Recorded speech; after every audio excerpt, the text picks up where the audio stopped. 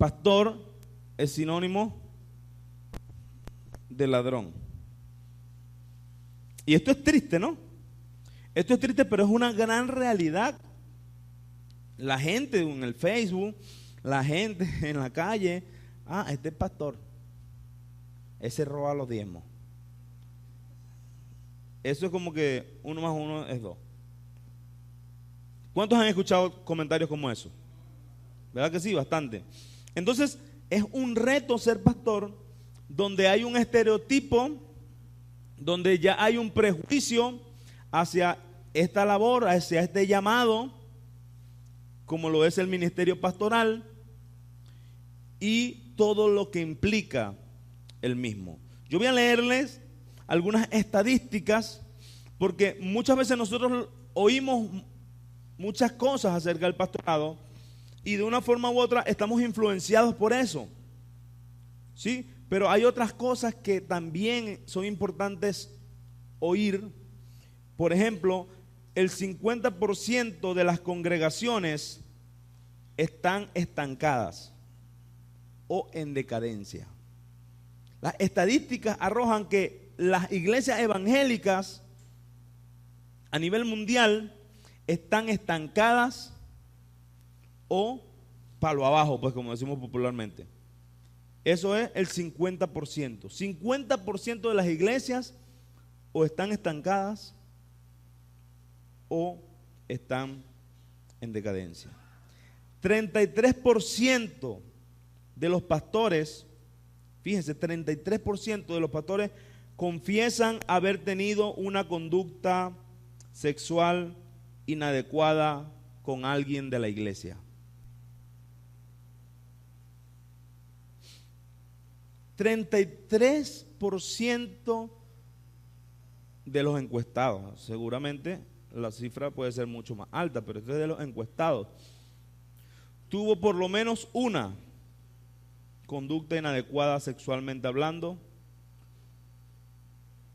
o incluso tuvo relaciones sexuales con alguien de la iglesia que no es su esposa. 90% de los pastores trabajan más de 46 horas en la semana. 80% cree que el ministerio pastoral afecta de manera negativa a su familia. Es decir, el 90% de los pastores que le preguntan con respecto al ministerio pastoral y su familia, ellos dicen, realmente es un peligro. El ministerio pastoral es un peligro y afecta de manera negativa a mi familia. El 33% dice que sí, es un peligro para su familia.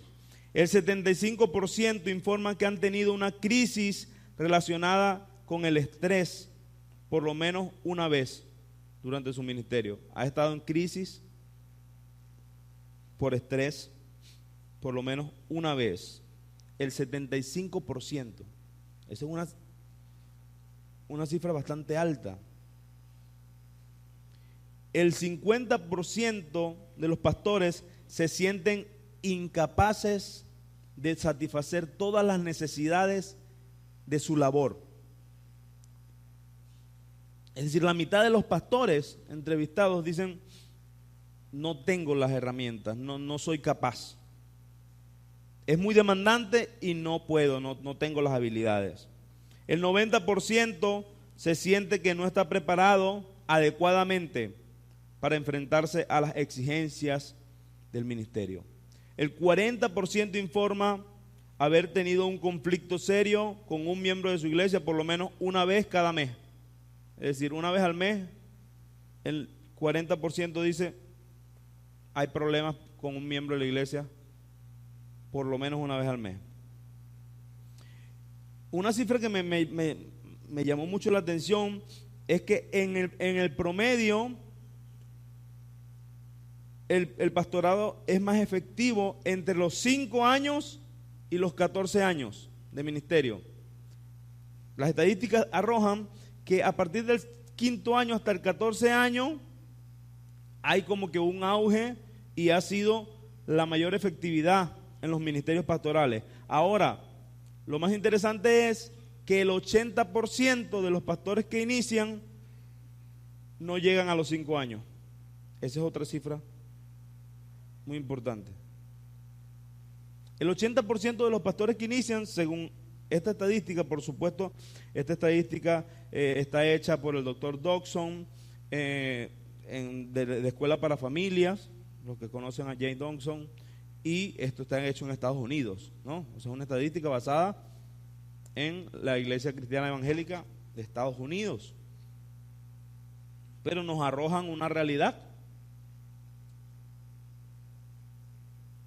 ¿Por qué no duran más de 5 años? Bueno, ya leímos un poco de cosas que pasan en el ministerio pastoral. Y amados hermanos, una de las grandes problemáticas que estamos teniendo como pastores es que mucha gente está pastoreando sin ser llamados por Dios. Eso es lo primero. Voy a repetir. Mucha gente está pastoreando sin ser llamado por Dios. Y lo primero que yo quiero decirles es que el pastorado es un ministerio dado por Dios. Así como todos los ministerios son dados por Dios, así como el Espíritu Santo repartió como Él quiso, el pastorado es un llamado dado por Dios. Si alguien quiere pastorear, pero Dios no lo ha llamado a pastorear, ahí se presenta el primer gran problema. Y podemos hablar de algunos casos, ¿no? ¿Qué casos? Gente que empieza a pastorear y después me llaman: oye, Pastor Ángel, yo voy a cerrar la iglesia porque esto no da. A mí me ha pasado eso, que me han llamado: oye, Pastor Ángel, ven a buscar estas ovejas que tengo aquí. Ven a buscar estas ovejas que tengo aquí porque yo voy a cerrar la iglesia. ¿Y qué pasó? No, esto no da. Gente que no han sido llamadas por Dios y empiezan a pastorear como que si eso fuese un emprendimiento, como si fuese un negocio. ¿Sí? Yo voy a montar este negocio aquí para empezar a vivir de esto. Y cuando se dan cuenta, la realidad, dicen: no, esto no es para mí. Entonces, amados hermanos, ¿cuántos saben que el pastorado es un ministerio dado por Dios? Todos aquí creo que lo sabemos, ¿verdad? Es un llamado. Y hay unos lineamientos bíblicos para ser pastor. O sea, el Señor establece en su palabra, principalmente a través del apóstol Pablo, los requisitos para el obispo, o para el supervisor, o para el anciano, que son títulos equivalentes en la Biblia. Cuando se habla del obispo, cuando se habla del anciano, cuando se habla del supervisor, cuando se habla del pastor, todos son títulos equivalentes. Según la cultura al que le estaba hablando el apóstol Pablo usaba uno o usaba otro. En la primera carta a Timoteo, capítulo 3, del versículo 2 al versículo 7, vamos a ver los requisitos. Recuerden que la predicación se titula El reto de ser pastor. Y vamos a ver el reto bíblico que nos pone el Señor. Primera a Timoteo, capítulo 3, versículo del 2 al 7. ¿Lo tienen? Leemos bajo la bendición del Padre, del Hijo y del Espíritu Santo. Amén. Es necesario que el obispo sea irreprensible, marido de una sola mujer, sobrio, prudente, decoroso, hospedador, apto para enseñar, no dado al vino, no pendenciero, no codicioso de ganancias deshonestas, sino amable, apacible, no avaro, que gobierne bien su casa, que tenga a sus hijos en sujeción con toda honestidad, pues el que no sabe gobernar su propia casa, ¿cómo cuidará de la iglesia de Dios? No un neófito, no sea que envaneciéndose caiga en la condenación del diablo. También es necesario que tenga buen testimonio de los de afuera, para que no caiga en descrédito y en lazo del diablo. ¿Cuántos dicen amén? Vamos a leerlo en otra versión también. Voy a leerlo en esta ocasión en NBI, que la tengo aquí a la mano. El obispo debe ser intachable, esposo de una sola mujer, moderado, sensato, respetable, hospitalario, capaz de enseñar. No debe ser borracho ni pendenciero, ni amigo del dinero, sino amable y apacible. Debe gobernar bien su casa y hacer que sus hijos le obedezcan con el debido respeto. Porque el que no sabe gobernar su propia familia, ¿cómo podrá cuidar de la iglesia de Dios? No debe ser un recién convertido, no sea que se vuelva presuntuoso y caiga en la misma condenación en la que cayó el diablo. Se requiere además que hablen bien de él los que no pertenecen a la iglesia, para que no caiga en descrédito y en la trampa del diablo. ¿Cuántos dicen amén? Entonces vemos en el reto de ser pastor, lo primero es que existen unos lineamientos bíblicos, existen unos requisitos bíblicos. ¿Cuáles son esos requisitos bíblicos? Bueno, lo primero dice que debe ser intachable o irreprensible. ¿Qué quiere decir esto? Ya nosotros lo hemos visto en otras ocasiones, pero vamos a pasarlo rapidito. Irreprensible o intachable tiene que ver con un término judicial, que es que como que no esté solicitado por la justicia, o sea, no tenga cabos sueltos. Es algo así como que te rastrean por el cipol y no va a salir Samuel Castillo. Ajá, usted está pedido. Usted está pedido en el estado Portuguesa y se vino para el estado de Aragua con el cabo suelto. Arréstenlo. ¿Sí? Cuando usted tiene una deuda legal, cuando usted tiene algo por allí suelto que no ha arreglado, eso lo hace usted reprensible. Porque a lo mejor usted se muda para el estado de Aragua, pero ¿y si de repente aparece alguien del estado portugués y dice, epa, ese allá nos estafó y se fue y no pagó nada y nos debe un realero? Entonces la persona puede ser reprendida, puede ser exhortada, puede ser aprendida, porque tiene cabos sueltos. Es decir, no es irreprensible. Y hay gente que se acostumbra a vivir así, a dejar cabos sueltos, a agarrar aquí, agarrar allá, pum, pedir prestado aquí, pedir prestado allá, se van por aquí, se van por allá, a hacer esto, a echarle broma a alguien, pum, se van y vuelven a echar broma por otro lado y así andan, con una vida de cabos sueltos, cambiando de contextos, cambiando de círculos sociales, y vienen y montan otra iglesia. Y echaron broma aquí, yo no sé qué, y vienen y montan otra iglesia. Y así van. Pero son personas que no cumplen ni siquiera con el primer requisito, porque son reprensibles, tienen cabos sueltos por todos lados. El obispo debe ser irreprensible, marido de una sola mujer.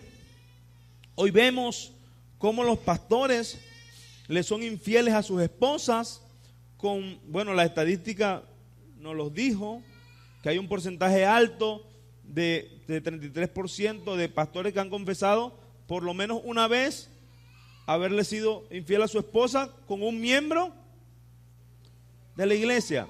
¿Y sabe qué es lo peor?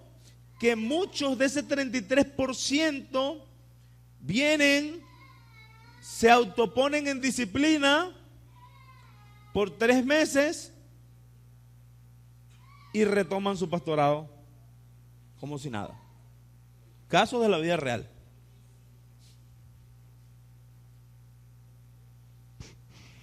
Hay casos de tipos que tienen varios hijos en la iglesia con distintas hermanas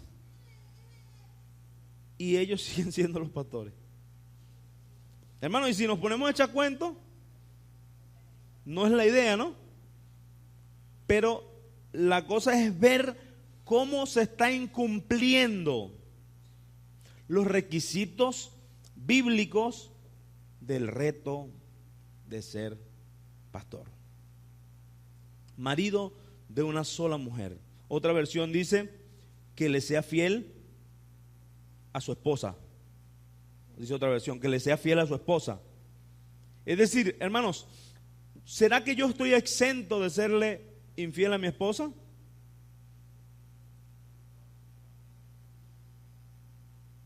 Yo no estoy exento.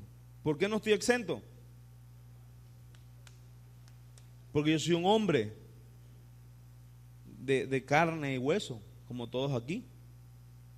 Pero si yo le soy infiel a mi esposa, hermanos, yo descalifico para el servicio en el ministerio pastoral. Yo no estoy exento de ser infiel a mi esposa, no, porque soy un ser humano y Dios me guarde y yo nunca le sea infiel a mi esposa. Amén. Que Dios me cuide, dice la gente. No lo diga ni en juego, pastor. Yo no estoy exento y no estoy diciendo que yo quiera hacerle, ni que pueda, ni que deba. No, yo no estoy promoviendo esto. Solo estoy diciendo que como hombre de carne y hueso también estoy propenso a fallar. Pero si yo le soy infiel a mi esposa, yo descalifico bíblicamente para ejercer el oficio, el ministerio de pastor. Es duro, hermano, porque yo conozco gente de Dios que han caído y después se han restaurado y dicen, bueno, yo voy a continuar con mi ministerio, ir usando y bueno, ¿por qué no? Si Dios lo restauró, si Dios perdona, vamos a darle la oportunidad al pastor, Él es nuestro pastor. Hermanos, nosotros queremos ser más buenos. O sea, nosotros en nuestro corazón amoroso, claro, si falló y no fue tan grave la cosa, ya se restauró, ese es nuestro pastor, vamos a darle la oportunidad. ¿Quiénes me dieran una segunda oportunidad? Oye, ustedes son duros, ¿no? Y es que así debe ser, hermano. Porque realmente a lo mejor si pasa, hay mucha gente que va a decir, no, bueno, pero es que el pastor se merece una segunda oportunidad porque Dios restaura y oye, han sido 7 años allí, bien, vamos a darle una segunda oportunidad. Y eso es lo que pasa, que nos dejamos llevar por nuestro corazón, por nuestras emociones y decimos, oye, pero si a mí me dieron una segunda oportunidad, ¿por qué al pastor no? Vamos a echarle una ayudadita al pastor. Vamos a dejarlo que él siga. Y empezamos a tomar decisiones por nuestras emociones, por nuestro corazón, y no por la palabra de Dios. El reto, es un reto, ¿sí? Sobrio. Un hombre de Dios debe ser moderado. Es decir, no debe ser alguien que anda como si estuviese rascado todo el tiempo. Sí, porque lo contrario de sobrio es ebrio. Alguien que siempre anda ebrio, es decir, que siempre anda fuera del control, dice cosas sin pensarlas, hace cosas y después es que las piensa, porque el que está ebrio pierde el control de sus sentidos, ¿correcto? Bueno, le está mandando a ser sobrio, a tener control. Alguien que domine su lengua, alguien que domine sus actos y actúe de manera moderada. Entonces, vemos personas que andan tomando decisiones a lo loco, que andan haciendo cosas sin pensar, que andan viviendo una vida emocionalista, disfrazada de espiritualidad, y resulta que no son sobrios.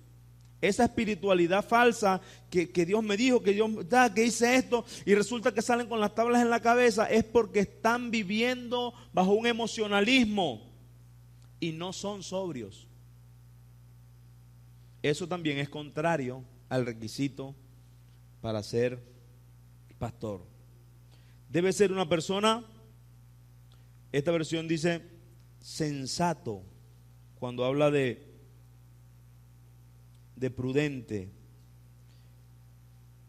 En decoroso dice respetable. ¿Sí? Marido de una sola mujer, sobrio, prudente, decoroso, hospedador, dado a la hospitalidad, dado a acoger, a ayudar, a servir a alguien que necesite un apoyo. Debe ser alguien apto para enseñar. Entonces vemos requisitos uno tras otro, porque es importante nosotros como iglesia. Y a lo mejor usted ahí de una vez me está examinando y ve, el pastor como que no tiene esta. Sí, a lo mejor usted está viendo y dice, oye, el pastor como que le falta un poquito aquí. Y no lo culpo, yo también me estoy examinando. Porque la palabra nos está retando y nos está diciendo, el pastor debe ser así. Y si debe ser así, uno tiene que ver, esta sí, esta sí. Esta está como dudosa. Le falta. Y es importante no solo para que usted me evalúe a mí. Es importante para que como cristianos tengamos el estándar bíblico de quiénes son los verdaderos pastores de la iglesia de Cristo. Porque si yo vengo y agarro alguien que esté nuevecito aquí en el evangelio, alguien nuevecito, un nuevecito que venga para acá corriendo. Ajá, mira Samuel, que ahí viene un nuevecito por acá.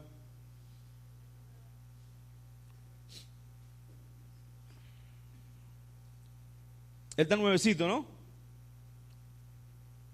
¿Entendía?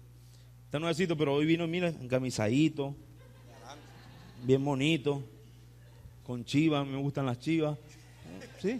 Entonces me cayó bien hoy. Y dijo, oye, tú tienes un llamado pastoral. Búsqueme el aceite, el cuerno ungido aquí. Entonces yo vengo por emoción, por afinidad, porque él es mi amigo, porque su barba me gusta. Yo vengo y digo, recibe ahora el llamado pastoral por la imposición de mano, y le vacío medio litro de aceite Batel.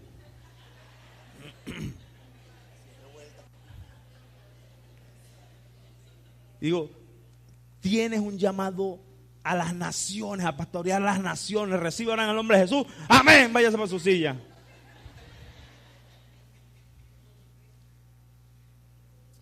Eso que yo hice con él, lo hacen, hermano. Y ya va. El hermano Samuel, no digo que después, no sé, eso no es problema mío, pero ahorita él cumple con los requisitos bíblicos para ser pastor. Él está nuevecito, él lo acaba de decir, y lo primero que vimos, lo que vamos a ver a continuación, dice que no debe ser un neófito. La palabra neófito no es un insulto. La palabra neófito significa alguien que está nuevo en un oficio, en una labor. Alguien nuevo. Si usted está aprendiendo a manejar, usted es un neófito manejando. Si usted está aprendiendo a leer, usted es un neófito leyendo. Si usted se inscribe con alguien a ver clases de música, usted es un neófito viendo batería o guitarra. alguien nuevo. Entonces la gente agarra a cualquier persona nueva, le echa medio litro de aceite de oliva, porque es el que tiene la unción. El Batel era echando broma. En un cuerno, sí, porque también da más unción. Y le echan con el cuerno medio litro de aceite de oliva extra virgen, bien caro que está. Y ya esa persona pasa a ser un pastor llamado por Dios. Y hermanos, ¿por qué caí en este punto? Porque todos estos requisitos le sirven a usted como iglesia para saber quiénes son pastores, bíblicamente hablando, que están pastoreando actualmente. Porque si yo hago eso y usted me ve haciendo eso a mí, yo estoy violando los principios bíblicos para el llamado pastoral. Yo estoy imponiendo mis emociones. Yo estoy imponiendo mi forma. Porque un supervisor, un obispo, un líder, un pastor debe ser irreprensible, marido de una sola mujer, sobrio, prudente, decoroso, hospedador, apto para enseñar. Número 3, versículo 3, no dado al vino, no pendenciero. Entonces usted ve a esos pastores que no sueltan una botella, que no pueden, por una vez están en las rocas. Porque la bebida de los pastores ya cuando están en un nivel así más o menos es whisky, hermano. Sí, porque ese ya es otro nivel de unción. O sea, los pastores ya no toman cerveza, no, ellos toman es whisky. En el nivel, ¿no? En esos niveles ya más altos. ¿Ah? De mayor de edad, preferiblemente. A mí no me gusta el whisky, no, creo que no lo he probado. Lo cierto es, hermanos, es que hay personas pastoreando la iglesia, violando todos estos requisitos, dados al vino, peleones, es decir, personas problemáticas, personas que por todo causan un pleito, que tienen una tramoya armada en su iglesia. Eso es una tramoya, eso es un pleito por todos lados, porque los pastores son pendencieros. Y los que montan las iglesias para ser real, dados a ganancias deshonestas, manipulando a la iglesia para llenar sus bolsillos, haciendo negocios fraudulentos y estafando, hermanos. Aquí hubo un caso en Arsenal hace unos años de alguien que estuvo pastoreando y estafó a los hermanos y se fue. Y resulta que venía de otro estado que había hecho lo mismo. Y son personas que se meten a la gente en el bolsillo porque tienen unción. Tienen unción. ¿Qué unción tienen? Lo que tienen es la habilidad para manipular las emociones. Entonces a la gente le gusta que le manipulen las emociones, los tumban, los hacen temblar, los hacen brincar, le dan una palabra profética, 2 lepes y les quitan los reales. Personas dadas a ganancias deshonestas. Personas que no son amables.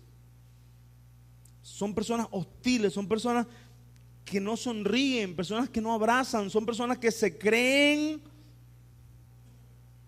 superiores. ¿Ha visto líderes así?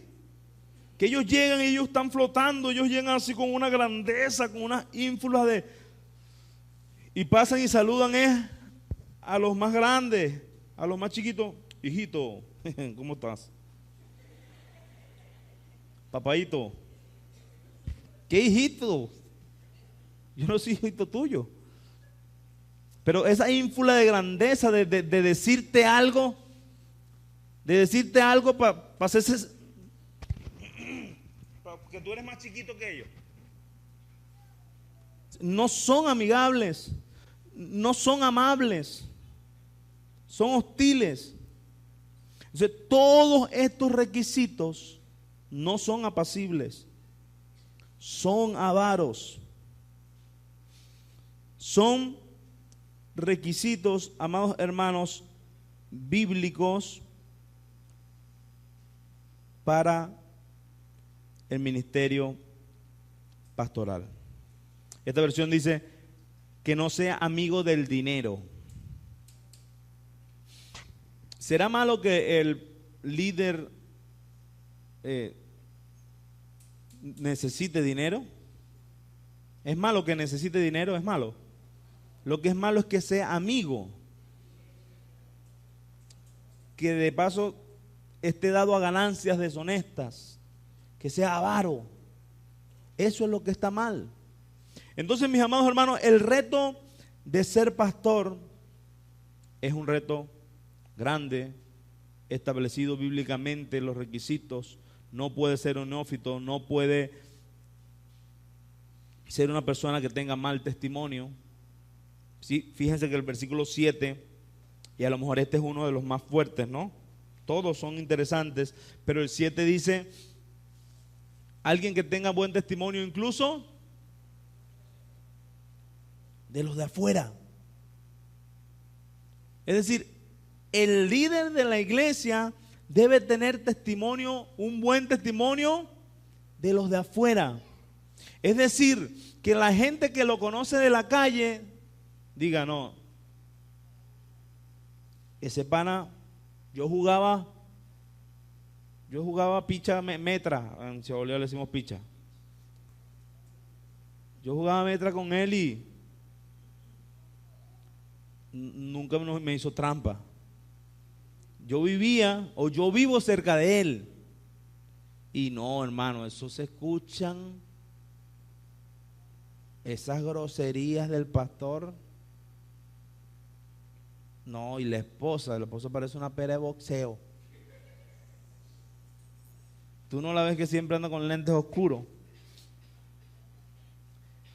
Entonces, la gente de afuera debe tener un buen testimonio de el pastor, porque si no cae en descrédito y en lazo del diablo.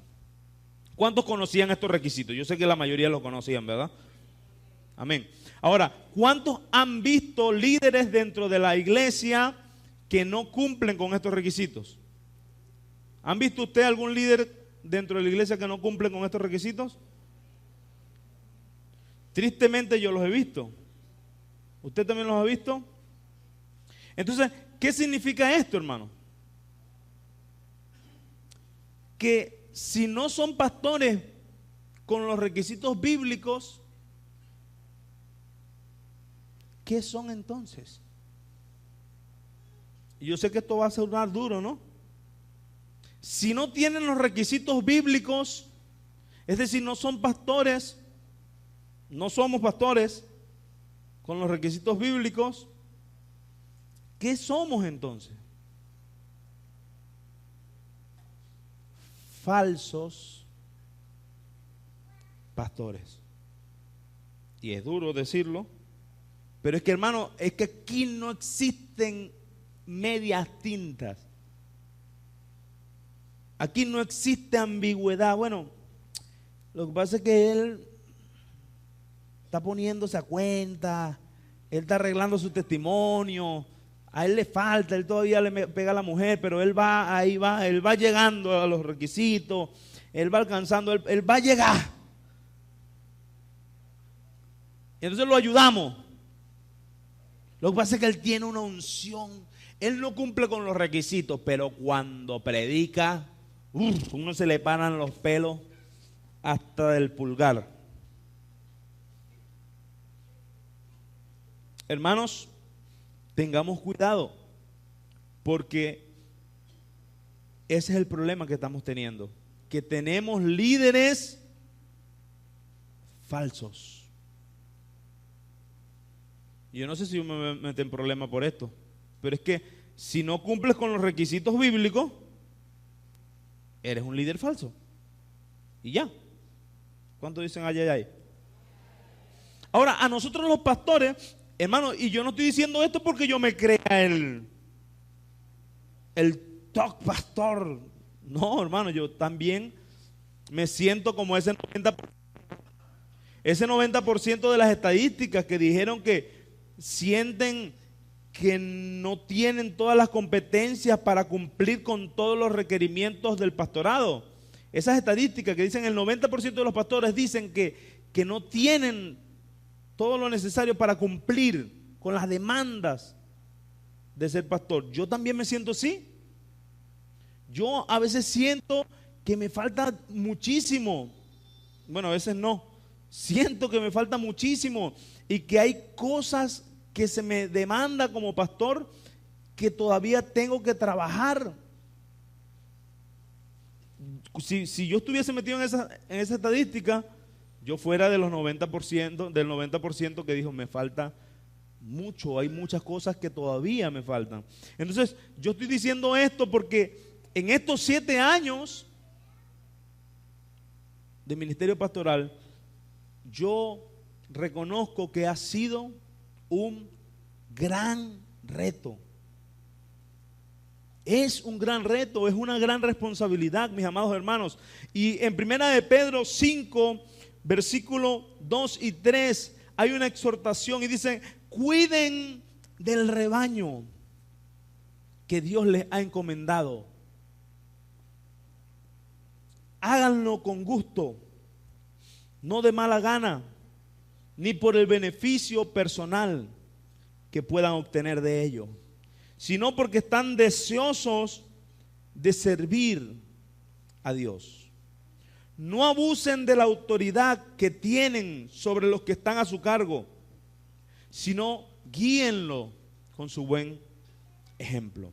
Entonces fíjense que dice: no sean tiranos, dice esta versión, con los que están a su cuidado, sino sean ejemplos. Y en esta versión, el versículo 2 dice: cuiden como pastores el rebaño de Dios que está a su cargo. Somos pastores encargados, no somos los dueños. Eso es algo interesante. En esto del pastorado debemos entender que nosotros no somos los dueños de las ovejas. Esto, como pastor, a mí me ayuda mucho y me ayudó a descansar en cierto modo, de entender que yo no soy el dueño de las ovejas, sino que el pastor de los pastores es el dueño, y que cada uno de ustedes le pertenece a Dios, al dueño del rebaño. Amén. Pero cuando yo como pastor me siento dueño de usted y me siento con la potestad de abusar de usted, de exigirle a usted para mi beneficio personal, no de exigirle algo bíblicamente, no de exigirle que usted crezca como cristiano, no, de que usted suelte su carro y me lo dé a mí. ¿Quiénes tienen carro aquí? Levante la mano. Esta palabra va para ustedes.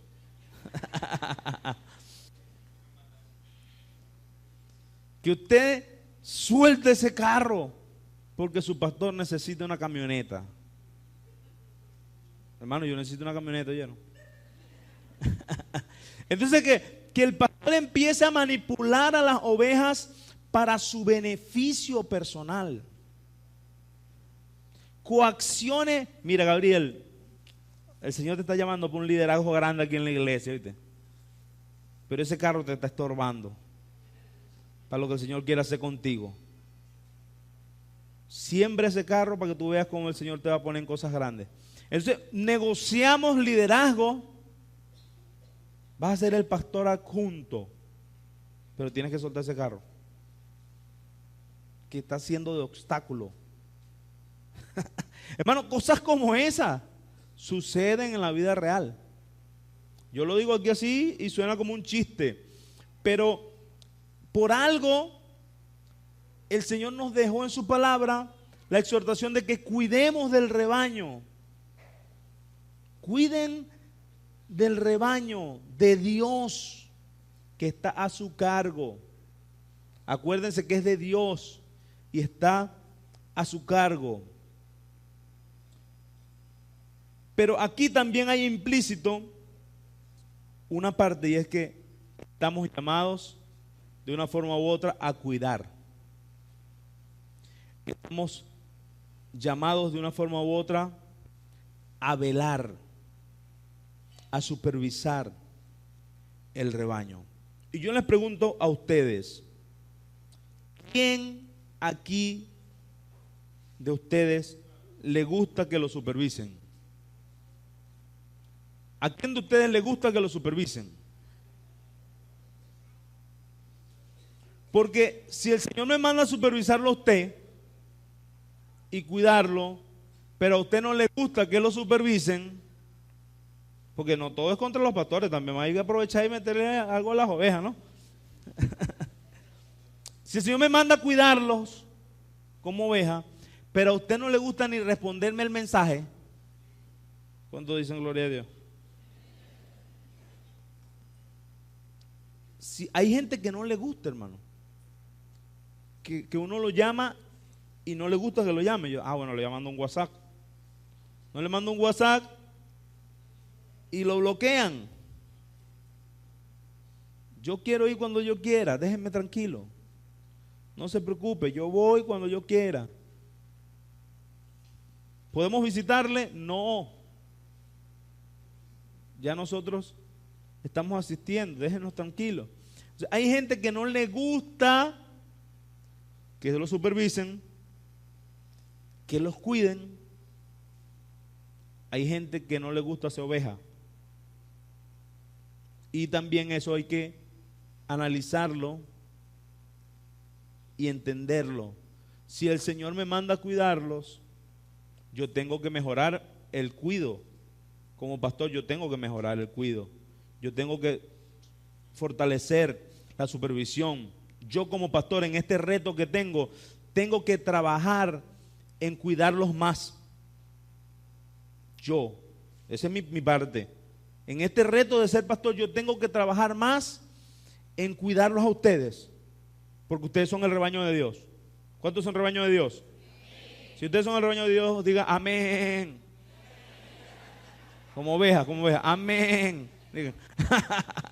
Entonces, yo como pastor en este reto tengo que mejorar mi supervisión y mi cuidado. Yo lo reconozco, ¿sí? Y tengo que seguir mejorándolo. Pero la pregunta es, ¿usted se va a dejar cuidar? ¿Usted se va a dejar supervisar? ¿Usted me va a responder los mensajes? Amén, gloria a Dios. Todo está bello. Háganlo con gusto, no de mala gana, ni por el beneficio personal que puedan obtener de ello. Mira, a mí me está llamando Gabriel. Oye, pastor, ¿sabe que tengo fastidio con Gabriel? Porque tiene una bodega. ¿Qué puedo yo sacar de esto? Ahora me llama. ¿Hay alguien que tenga plata aquí? Me llama la hermana Yolimar. Yo automáticamente, ya va, no me molesten que me está llamando la empresaria de la iglesia. Hermana, no, pastor, no molesto, no me molesta, hermana, soy todo oídos. Tengo todo el tiempo que usted quiera. Porque automáticamente mi servicio está condicionado a lo que yo puedo obtener, a mi ganancia personal que yo pueda sacar, al provecho que yo pueda sacar de esto. Y esa es una exhortación que se nos hace como pastores. Sírvanle al rebaño, cuiden al rebaño, recuerden que es mi rebaño y háganlo con gusto, no de mala gana, ni por su beneficio personal, sino porque están deseosos de servir a Dios. Si un pastor está sirviendo a Dios, pendiente de los diezmos, pendiente de lo que le van a dar, pendiente de sacar provecho de manera personal, lo está haciendo es por un sueldo, por un salario y no por servir a Dios. ¿Cuál debe ser la actitud del pastor? Yo sirvo, lo hago con gusto, lo hago con amor, porque lo hago para el dueño del rebaño. Lo hago deseoso de servir a Dios. Esa es la exhortación que se nos está dando como pastores. ¿Cuántos dan gloria al Señor? Y hay algo muy importante para cerrar esta exhortación, y es que es muy común ver a un pastor tirano, ver a un pastor así déspota, ver a los líderes que maltratan. No, lo que pasa es que ese es el pastor. Ese pastor grita, el pastor maltrata, el pastor le cae el látigo a la gente, el pastor lo insulta. ¡Ay, no sé qué te dije que no! Cállese la boca, que hablé fui yo, y cuando yo hablo a la gente se calla y se para firme. Cuando dicen amén. Aleluya. Y dice la palabra del Señor: no abusen, no abusen, no sean tiranos con los que están a su cuidado. Esta versión dice: no abusen de la autoridad que tienen. Es decir, hermanos, si hay gente a nuestro cuidado, si hay una autoridad delegada sobre el pastor, o sea, no es verdad que el pastor no tiene ningún tipo de autoridad. Sí, hay una autoridad delegada. Dice: no abusen de los que están bajo su autoridad, no abusen de los que están bajo su cuidado, no sean tiranos. Ahora, la exhortación es que yo no debo abusar de esa autoridad, porque debo recordar que el rebaño no es mío, que el rebaño no me pertenece. En vez de abusar de ellos, guíennos y sean ejemplo de la grey. Hermanos, yo no sé sinceramente cuántos años o cuántos días me quedan a mí como pastor en la comunidad cristiana Vínculo Perfecto. Si usted me pregunta a mí cuántos años yo quiero pastorear, no le voy a responder. No, realmente, hermanos, humanamente hablando es algo muy complejo, porque hay mucho en juego, ¿sí? Y cuando hablamos del ministerio pastoral y vemos que el 50% de los pastores se divorcia. ¿Usted sabía esa estadística? El 50% de los pastores pierden su matrimonio. Y esto es algo alarmante. Y es que el pastorado somete a la familia a una presión muy fuerte. Y uno corre el peligro de descuidar lo que debe ser prioridad. Porque si no sé gobernar bien mi casa, ¿cómo voy a gobernar o cómo voy a liderar la iglesia de Cristo? Entonces, ese equilibrio generalmente se pierde. Tenemos muy buenos pastores entregados en la iglesia, muy buenos maestros, unos tipos que le ponen en la iglesia, pero en su casa un desastre. Entonces, eso ha sido una constante y ha sido un ataque del enemigo constante a la familia pastoral. Entonces, para nosotros estar aquí enfrente es un reto. Por eso hoy la predicación se llama El reto de ser pastor. Hermanos, yo les voy a contar este testimonio, ¿no?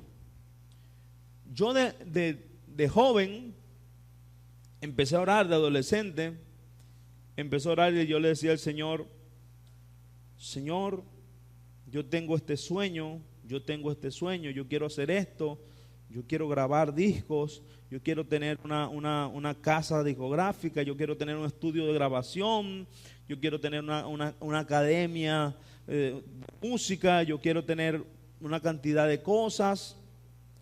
Y yo le decía, pero yo quiero, por encima de esto que yo quiero hacer tu voluntad. Y eso fue una oración que a lo mejor me enseñaron, pero yo la entendí. Y yo empecé a orar así de adolescente, de joven. Y yo decía, yo quiero hacer esto, yo quiero hacer lo otro. Señor, pero yo quiero por encima de todo hacer tu voluntad. Es decir, por encima de mis sueños, yo quiero hacer tu voluntad. Y llegó un momento de mi juventud, todavía estoy joven, pero cuando estaba más chamo, que yo sentí de parte de Dios el llamado a pastorear. Desde muy temprana edad ya yo sabía que mi llamado era al ministerio pastoral. Yo no lo andaba vociferando, yo no lo andaba diciendo, pero ya el Señor me lo había ministrado a mí. En una ocasión, hace muchísimos años, vino un hombre aquí a predicar, un tal Norberto, no sé quién es. Están aquí, hermana Gladys se debe acordar. Eso fue un aniversario. Los que tienen años aquí a lo mejor se acuerdan, un predicador que decía que era profeta, que puso un bolso así para que le ofrendaran en el bolso. ¿Sí se acuerda? ¿Se acuerdó? Ok. Bueno, lo cierto es que en esa ocasión, ese hombre llamó de toda la multitud que había a 7 personas. Dentro de las 7 personas estaba yo. Y una de las cosas que él me dijo era mi llamado pastoral. Pero hermanos, ya yo lo sabía. Ya el Señor me lo había dicho a mí. ¿Sí me explico? O sea, no fue la palabra de Norberto. En otra ocasión, una hermana muy querida por nosotros, ¿quiénes recuerdan a la hermana Maribel Ceballos? Ella me dice, hermano, tuve un sueño contigo. Yo, sí, hermana, ¿qué será? Yo soñé que tú eras el pastor que estaba oficiando el culto en mi funeral. Imagínense ese sueño. Y eso fue hace muchos años antes de ella morir. Muchos años antes de yo pastorear. Ya yo sabía mi llamado pastoral. Pero yo no les decía a la gente, oye, pero esta gente sí son tremendos, ¿vale? Y así el Señor iba como que usando muchas personas para confirmar algo que Él ya me había dicho a mí en mi corazón. Y así yo fui llamado por el Señor desde temprana edad al ministerio. Antes de conocer a mi esposa, yo nací en un hogar cristiano. Mi papá pastoreaba, yo de niño, yo estaba creciendo en un hogar donde mis padres pastoreaban, y el Señor me hace el llamado a pastorear. Hermanos, yo nunca me imaginé, en esto sí soy, y acuérdense que estamos en marco de los 7 años de ministerio. Disculpen que yo no suelo dar testimonios tan largos de mi vida, pero bueno, estamos celebrando 7 años de ministerio, me disculpan por eso, y quiero hoy contarles parte de cómo estamos aquí hoy. Resulta que yo nunca pensé pastorear la congregación bíblica Cañada de Azúcar. A pesar de que yo tenía el llamado de joven, a pesar de que ya yo sentía en mi corazón y ya yo sabía qué quería el Señor conmigo, ¿sí? O sea, yo tenía eso claro, hermano. ¿Sabe que hay gente que dice, tú querías pastorear? No, yo no quería. Yo estoy pastoreando aquí, pero yo no quería. O sea, la mayoría de los pastores que yo escucho dicen eso. No, yo no quería. No sé cómo será el trato de Dios con ellos, si los obligó. Pero en mi caso particular, Dios ya me había hablado desde mi juventud y ya yo sabía que yo estaba llamado a pastorear. Ahora, la Congregación Bíblica Caña de Azúcar es una iglesia que va a cumplir 41 años de fundada, hermano. Vamos a celebrar ahorita en diciembre el 41 aniversario, ¿correcto? Y yo tenía muchos años aquí. Teníamos a un pastor sólido, el pastor Rafael Gómez, y él ya había manifestado que a él le quedaban como 10 años, más o menos de pastorado, él lo había dicho. Y a pesar de todo, yo nunca soñé con pastorear la Congregación Bíblica Caña de Azúcar. Para mí fue una sorpresa que el pastor Rafael de la noche a la mañana dijo: mi tiempo se acabó. ¿Quiénes estuvieron ese domingo? Hermano, eso fue algo sorpresivo, eso fue algo así. De repente él dijo: mi tiempo se acabó. Desde aquí, desde el púlpito, el pastor Rafael dijo: hermanos, voy a preparar todo porque mi tiempo se acabó. Eso fue una sorpresa para todos nosotros los que estábamos en esta congregación. Y el pastor empezó a preparar todo. Y fue rápido, hermanos. Y para mayor sorpresa, dentro de los pastores encargados o la junta pastoral que el pastor Rafael deja, cuando él se va, me deja a mí. Dentro de 5 más. Éramos 5 hermanos, que si no me equivoco, 5 o 6 hermanos que el pastor Rafael asignó para hacer una junta pastoral y quedarnos a cargo de la Congregación Bíblica Caña de Azúcar. ¿Era un reto? Sí. Yo doy gloria a Dios por la vida del pastor Rafael, porque el pastor Rafael, yo estuve más de 15 años con el pastor Rafael aquí. Yo aprendí muchísimo del pastor Rafael, y Dios usó al pastor Rafael para dejarme a mí dentro de esa junta de pastores, porque si el pastor Rafael no hubiese querido, él dice: no, yo voy a dejar de pastor a Gabriel, o yo voy a dejar de pastor a X, Y, Z. Pero dentro de esa junta el pastor Rafael dijo: Ángel va ahí.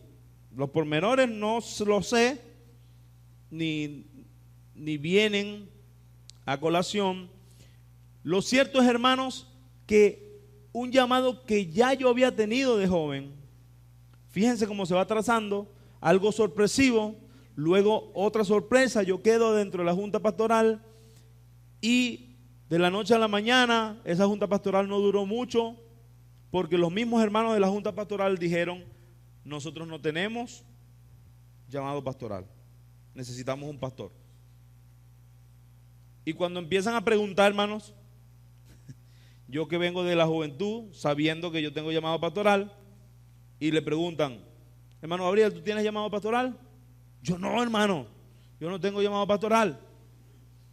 Hermano Jesús, ¿usted tiene llamado pastoral?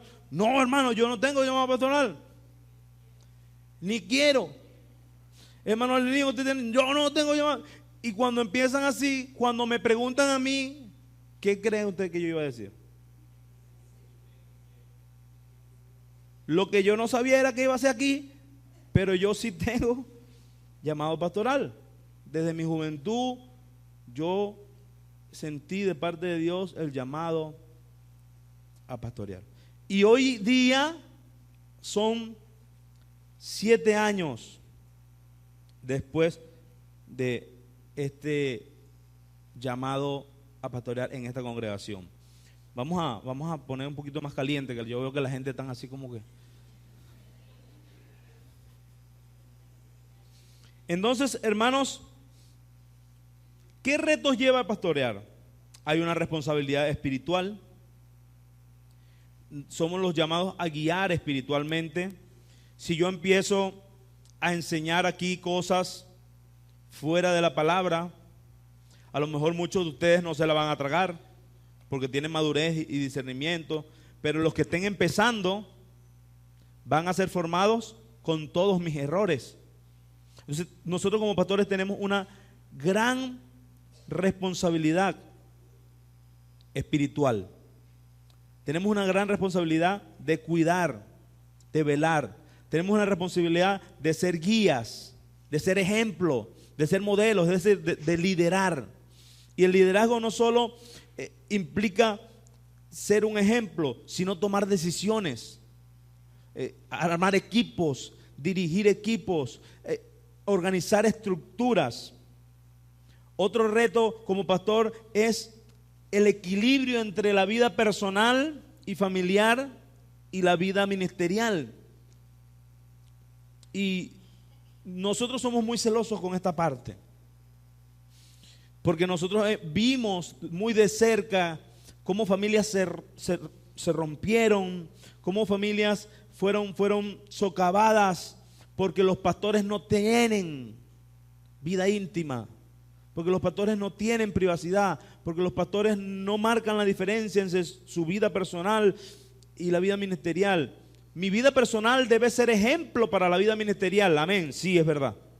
O sea, no es que yo en mi vida personal soy un mundano, no, yo debo seguir siendo un pastor en mi casa, pero yo debo tener vida privada con mi familia.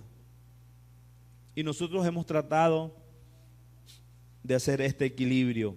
A lo mejor a veces se inclina la balanza hacia un lado o hacia el otro. Otro reto al pastorado, hermanos, es las críticas constantes y la oposición que como que es natural. Siempre que hay un liderazgo, siempre se levanta un antónimo, ¿no? Es una cosa pareciera natural, dijeran los de la nueva era, bueno, ese es el yin y el yang. Siempre que hay algo blanco, también hay algo negro. O sea, es una cosa que no, ese es el equilibrio de la naturaleza.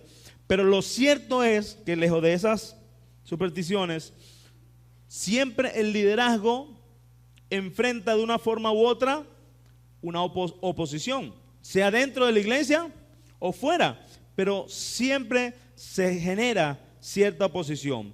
Y las críticas, cómo se vistió, cómo se peinó, cómo predicó, cómo usó el pasaje, siempre no falta alguien que esté pendiente para criticar. Y esto, hermanos, como pastores debemos aprender a vivir con eso. Una de las cosas que a mí me ha enseñado, un gran consejo que me dieron, una vez me dijeron, un pastor de muchos años me dijo, no te lo tomes personal. Porque es que a veces era difícil.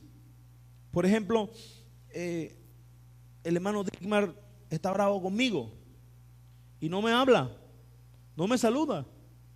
Y la hermana Cruz Ángel ahora tampoco me saluda. Y la hermana Soliani ahora me habla gritado. Entonces, imagínense que yo me ponga a tomarme personal que el hermano Dickmar no me habla, que la hermana Cruz Ángel me bloqueó del estado, que la hermana Soliani me habla gritado. Hermanos, por eso muchos pastores terminan con infartos, con problemas cardíacos, con crisis hipertensivas, con una cantidad